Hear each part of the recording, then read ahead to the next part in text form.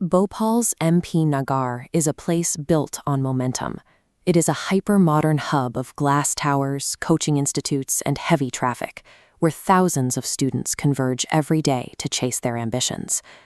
But at 10:20 on a typical morning, that momentum stopped. Amidst the rush of auto rickshaws and crowded tea stalls, a 19-year-old engineering student named Sia was shot and killed in broad daylight. The shooter, a young man named Piyush, didn't immediately run in a blind panic. He stood over her.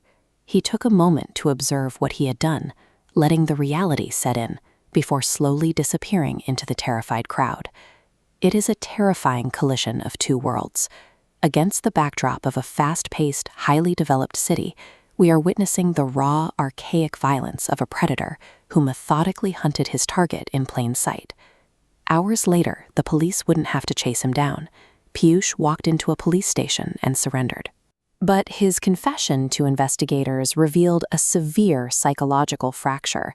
He told them, "I didn't kill her today. She killed me 4 years ago." For Sia, those last few months were a waking nightmare.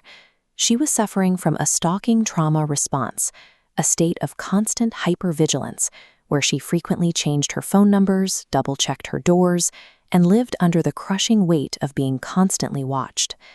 The evidence reveals a rigid, escalating architecture of madness. To figure out exactly how this obsession turned lethal, investigators had to look past the physical bloodstains. They relied on digital profiling and advanced forensics to map the architecture of a killer's deteriorating mind. The roots of this tragedy trace back 8 years to the narrow streets of Old Kanpur. Back then, Piyush stepped in to protect Sia from school bullies. That single act of defense planted the seed for a massive emotional debt. Over time, his protective instinct mutated into an obsessive love disorder. Piyush stopped viewing Sia as an independent person and started treating her as a reward he had rightfully earned. He cultivated a dynamic known as trauma bonding. By actively isolating her from other friends, Piyush ensured that he remained her only source of security. What began as a favor was fully weaponized. An innocent childhood friendship had warped into an invisible psychological prison. Desperate to break this suffocating control, Sia eventually boarded a train to Bhopal, hoping the anonymity of a new city would give her a fresh start. This cell tower map illustrates a tactic called proximity stalking.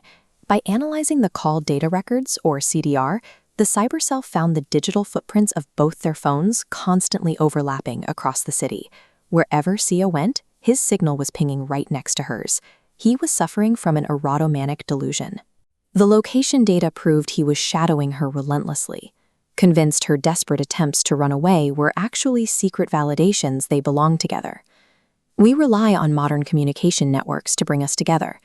Here, those exact same networks served as a closed-circuit surveillance system for a predator.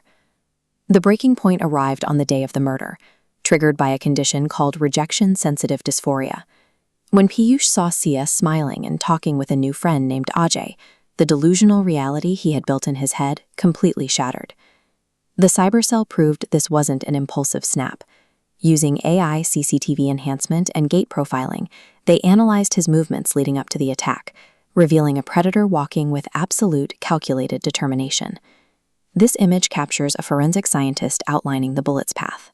By utilizing physical ballistic matching and 3D trajectory analysis, investigators mathematically reconstructed the crime scene, proving the shooter fired deliberately, directly face-to-face.